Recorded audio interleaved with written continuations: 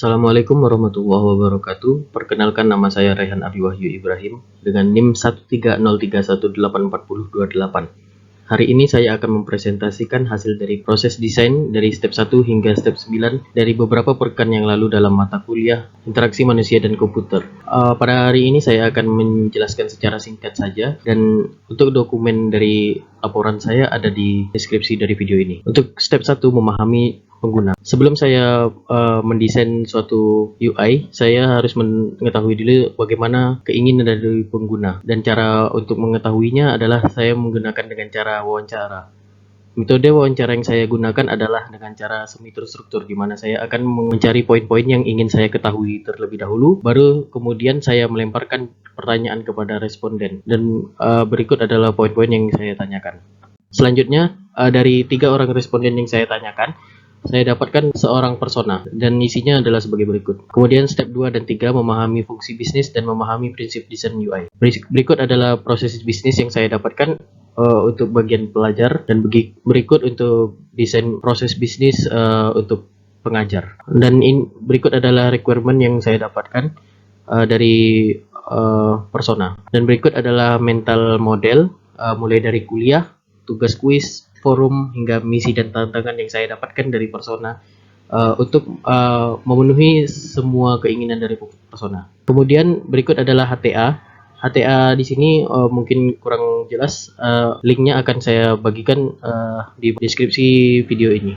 Kemudian setelah mendapatkan persona dan semuanya di sebelumnya, saya mendapatkan 2 buah fungsi utama. Yang pertama adalah belajar dengan cara menarik, dan yang kedua adalah belajar dengan cara efektif, dengan cara menambahkan misi dan tantangan dan forum dan tugas. Conceptual model yang saya dapatkan adalah ada 2, untuk menentukan misi dan tantangan dan menerima misi, kemudian membuat forum dan menjawab forum. Dalam mendesain kita perlu prinsip-prinsip desain. Yang pertama adalah konsistensi, simplicity, dan konteks. Style guide yang saya dapatkan dari material.io yaitu adalah style guide yang umum digunakan oleh desainer UI UX Android, di mana di sana sudah dibuat oleh Google sebagai referensi. Kemudian step 4, membangun menu sistem dan skema navigasi. Struktur menu yang saya dapatkan sebagai berikut, yaitu bentuk hierarki. Bentuk navigasi yang saya dapatkan adalah sebagai berikut, di mana saya mendapatkan hamburger menu dan juga button navigation. Kemudian step 5, memilih tipe Windows yang tepat, di mana di sini saya menggunakan Android, maka saya mendapatkan primary Windows dan secondary Windows. Selanjutnya step 6, memilih perangkat interaksi yang tepat, di mana perangkat interaksi input dan outputnya adalah keyboard dan touchscreen, dan outputnya LCD dan speaker. Berikutnya step 7, menentukan screen base yang tepat, di mana sini saya ada card view, kemudian icon, search bar, taskbar, dan button. Kemudian step 8, menuliskan teks dan pesan. Di sini saya memiliki error message, title bar, message box, dan kemudian yang step terakhir, step 9, feedback, guidance, dan assistant. Di mana feedback di sini saya menggunakan progress bar di sebelah kiri, dan di sebelah kanan ada informasi berupa progres dari hasil user. Kemudian yang terakhir, guidance dan assistant. Gambar sebelah kiri, user harus menekan floating button plus untuk menambah kelas atau masuk ke dalam kelas. Kemudian di gambar untuk sebelah kanan, terdapat filter untuk mengeluarkan informasi yang diinginkan oleh user. Kemudian lanjut kepada paper prototyping, di mana pertama ada ditampilkan splash screen, kemudian akan masuk kepada login screen. Di sini bisa dimasukkan beberapa data dengan keyboard. Kemudian di sini ada validasi login, di mana di sini akan ditampilkan message error apabila email tidak terdapat pada menu sistem, dan juga apabila kolom belum diisi. Kemudian ada sign up, apabila user belum mendaftar maka bisa menekan daftar dan akan masuk kepada sign up screen, di mana di sini bisa memasukkan data-data diri lalu daftar. Setelah mendaftar, masuk kepada kelas. Di sini user bisa menekan floating button untuk menambahkan kelas, memilih kelas, bisa membuat kelas atau masuk ke dalam kelas. Saat ini membuat kelas, pilih.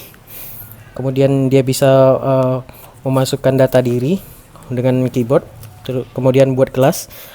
Setelah itu akan ada progress bar, dan ada juga diperlihatkan di sini menu untuk pengajar karena tadi membuat kelas. Kemudian di sini akan ada to do misi seperti ini, dan juga ada to do tantangan yang sama seperti to do misi. Kemudian apabila ingin membuat tantangan, tekan floating button, kemudian akan muncul seperti ini, isi data-data dari tantangan dengan keyboard, kemudian tambah tantangan, lalu akan muncul seperti ini dengan tantangan yang baru ditambahkan. Kemudian apabila ingin mengatur tenggat waktu, bisa atur tenggat waktu, lalu waktunya bisa diisi seperti ini.